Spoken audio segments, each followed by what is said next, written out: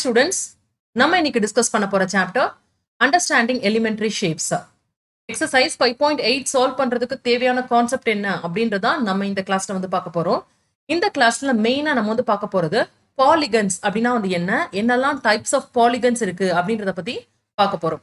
So polygons ஏற்கனவே previous சாப்டர்ஸ்ல வந்து நிறைய பார்த்தாச்சு, சரிங்களா? ஒரு ரீகேப் இப்போ வந்து பார்க்கலாம்.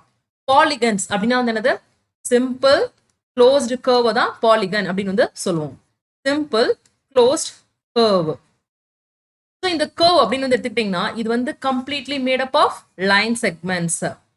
ஸோ பாலிகன்ஸ்ல வந்து பாத்தீங்கன்னா லைன் செக்மெண்ட்ஸ் மட்டும்தான் இருக்கும், சரிங்களா?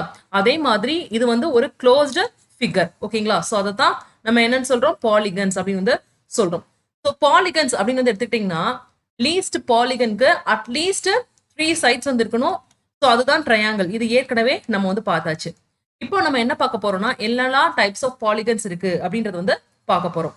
ஸோ ஃபர்ஸ்ட் நான் வந்து எடுத்துக்க போறது நம்பர் ஆஃப் சைட்ஸ்.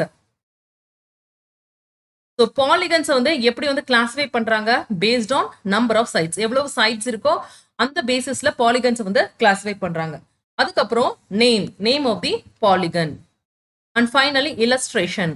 எப்படி வந்து அதை வந்து ஃபிகர் மூலமா டெபிக்ட் பண்றது அப்படின்றதான் இல்லஸ்ட்ரேஷன்.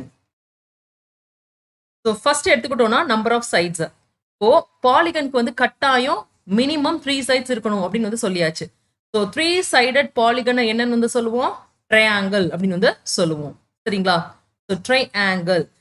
இல்லஸ்ட்ரேஷன் இதோட ஃபிகர் எப்படி இருக்கும் அப்படின்னு வந்து பாத்தீங்கன்னா அதாவது இந்த மாதிரி வந்து இருக்கும். ஸோ இங்க வந்து பாத்தீங்கன்னா இது வந்து ஒரு சைட், இங்க ஒரு சைடு இருக்கு, அண்ட் ஃபைனலி தேர்ட் சைட், சரிங்களா? ஸோ நெக்ஸ்ட் வந்து 4 sided figure. So 4 sided figure அதாவது 4 சைடட் பாலிகன் வந்து என்னன்னு வந்து சொல்லுவோம்? குவாடிலேட்ரல் அப்படின்னு வந்து சொல்லுவோம். குவாட்ரிலேட்ரல்.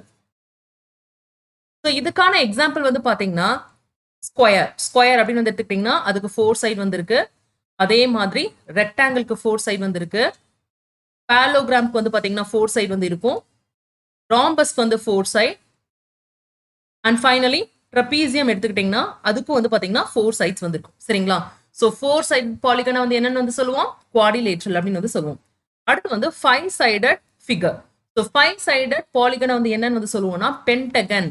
பென்ட்னாலே 5 தானே, ஸோ பென்டகன். ஸோ இதோட ஃபிகர் எப்படி இருக்குன்னு வந்து பாத்தீங்கன்னா வித் 5 சைட்ஸோட இருக்கும்.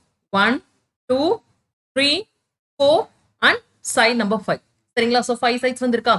அடுத்து 6 சைடட் பாலிகன். 6 சைடட் பாலிகனை என்னன்னு வந்து சொல்லுவோம்னா ஹெக்ஸகன் அப்படின்னு வந்து சொல்லுவோம். ஹெக்ஸ்னா 6 அப்படின்னு வந்து அர்த்தம், சரிங்களா? So hexagon. இதை எப்படி இல்லஸ்ட்ரேட் பண்ணலாம்னா 1 2 3 4 5 6. ஸோ 6 சைட்ஸ் வந்து இருக்கு. அடுத்து 8 சைடட் பாலிகனை வந்து என்னன்னு வந்து சொல்லுவோம்? ஆக்டகன். ஆக்ட்னா 8 அப்படின்னு வந்து அர்த்தம், சரிங்களா? ஸோ ஆக்டகன் அப்படின்னு வந்து சொல்லுவோம். ஆக்டகனை வந்து எப்படி இல்லஸ்ட்ரேட் பண்ணலாம்னா 1 2 3 4 5 6 7 அண்ட் ஃபைனலி 8 சைட், சரிங்களா? ஸோ 8 சைட்ஸ் வந்து இருக்கு. ஸோ பாலிகன்ஸ்னா என்னெல்லாம் டைப்ஸ் ஆஃப் பாலிகன்ஸ் இருக்கு அப்படின்றத வந்து பார்த்தாச்சு. இதை தான் நம்ம வந்து எக்ஸசைஸ் 5.8ல வந்து அப்ளை பண்ணி சால்வ் பண்ண போறோம்.